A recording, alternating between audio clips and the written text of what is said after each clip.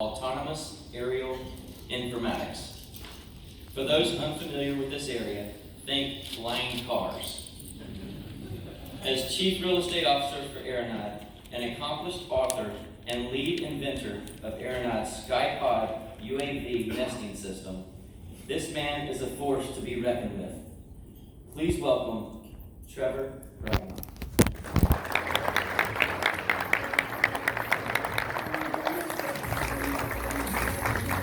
Good morning, everybody. Hey, how you doing? Well, I just want to start off by saying thank you for being here this morning and welcome to the 2019 CCIM Global Conference. We've got some really exciting presentations for you today, including a keynote from Mr. Jack David.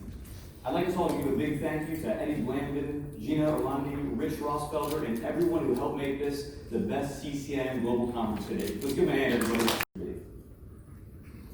Population increase is undoubtedly one of the defining challenges that we face.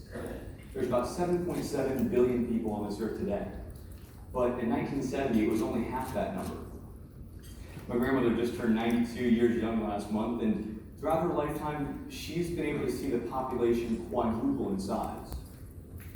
Studies show that cities are growing in size and number, and so too is demand for people to travel between the places they live, work, and play. So who here hates sitting in traffic? I'm sure it's absolutely everyone. I can't imagine somebody getting out of bed in the morning, taking a deep breath and thinking, man, I can't wait to get stuck in that rush hour gridlock traffic again. It's not something that's a reality because the traffic's frustrating. It's something that's frustrating because it wastes valuable time that could be spent doing more productive activities.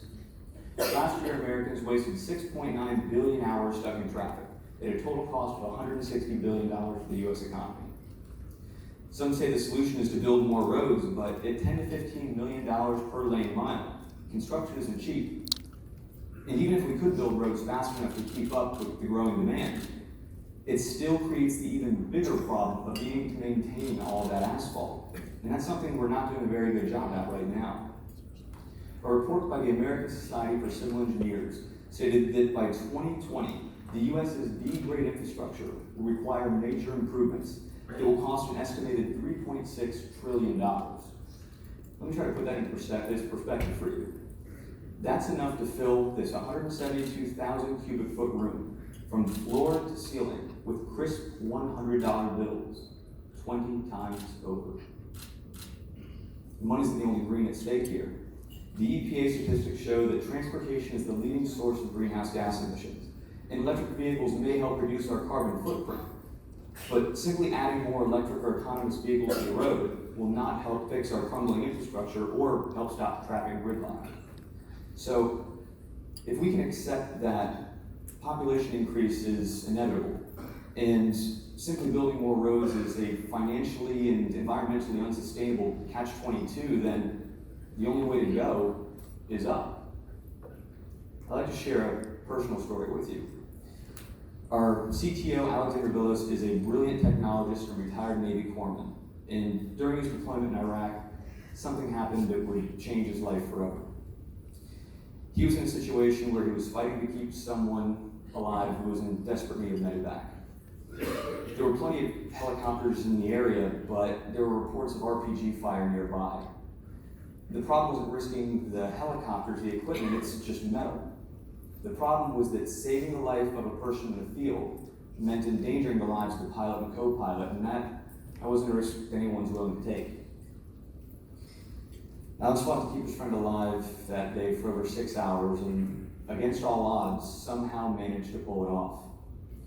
But Alex knew this experience was 1 in a million, and that if it were to happen again, he probably wouldn't be so lucky. This gave him the motivation to take those pilots out of the equation and to make a solution that could help save lives anywhere, anytime. This experience, combined with the brutal facts and challenges facing our infrastructure, meant that we needed to take to the skies to reduce our reliance on fossil fuels and asphalt. However, you can't create the autonomous flying ambulance overnight, and first to market does not mean best to market. If this was going to be the safest solution, then we needed to start out with a case study, a scale model of sorts, and drones were the obvious choice. But hardware is only a small part of this equation. Our co-founder and VP, Mr. Danny Chung, is a master strategist and heir to one of the most influential technological manufacturing companies in the world. If you have a new iPhone, Samsung phone, Apple Watch, or anything with an OLED display, you're already familiar with the company's work. Mr. Chung knew that the only way this vision could scale globally was to focus first on collecting data, aerial data that would provide real-time insights about the world around us and help drive the digital revolution to new heights. Edgar Munoz is Aeronyde's leader and CEO, and we're fortunate enough to have him in this room with us today. Edgar understands people better than anyone I know. And it's not just a knack for knowing what people want before they do, or being able to motivate people, or some extreme level of emotional intelligence. Edgar knew the importance of collaborating with people and the regulatory bodies which represent them to create an open and transparent system that empowers the owners of airspace and the users of airspace to mutually benefit from this life-saving technology. Now, you may be thinking that once you create the drone hardware, you make the software to use it, and you get the regulatory approvals to implement it commercially, well, that's it. That's all you need. However, it's not really the case. Think about it in terms of the cell phone you have in your pocket. Without all of the apps, all of the information that it has on it, but no cell tower infrastructure to give it a signal, no calls, no texts, no emails. Without the infrastructure, it's basically a paperweight. Or imagine an airplane without any airport to take off or land. The way we move affects the way we build. This shared vision of the safest autonomous aerial system was something people could really get behind. A future where vehicles, software, infrastructure, and people would work together to save some of the greatest challenges facing humanity. A system that will change the way we interact with the world around us and enable us to enjoy the air like never before.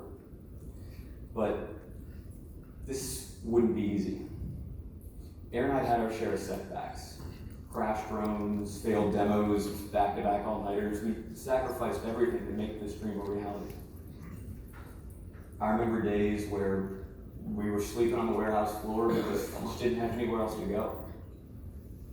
People thought we were crazy. And I gotta say, the odds were not in our favor. There were times where I thought, weighing all the factors, there's maybe a 10% probability that we'd succeed. But that didn't matter, because even if we failed, as long as we could push the baton forward, even just a little, and help make an impact for the better, then it would all be worth it. And then it happened. In July of 2017, Aeronyde CFO Mr. Guy Newman led what some call the best seed round of funding the drone industry had ever seen. Soon after, the team successfully integrated the IBM Watson artificial intelligence software into our drones to make them smarter and safer. We teamed up with the Parker brothers to create what is arguably the world's most innovative drone nesting system, called the SkyPod, which uses recycled shipping containers to charge between 2 to 4 drones simultaneously, and makes it possible for one pilot to operate many drones, anywhere, anytime. Our strong working relationship with the FAA resulted in Aeronyde becoming an official FAA land service supplier. And this gave us the ability to get over 100,000 licensed drone pilots instant authorization to fly in controlled airspace across the nation, a process that typically takes up to 90 days and a lot of paperwork. And these drones are being used in commercial real estate a lot more than you may know. I'm sure we're all familiar with the aerial photography drones, but what you may not have known is that the construction and agriculture industries are adopting drones at a much faster rate. In fact, the construction industry is the fastest growing commercial adopter of aerial data. That's because drones can quickly generate 3D models of construction sites with centimeter accuracy and use those maps for everything from progress tracking and security. One construction company we work with has been sharing that progress tracking data with banks and lending institutions in exchange for more favorable rates. Saving a fraction of a percent on a multi-million-dollar deal can often pay for the drone service multiple times over.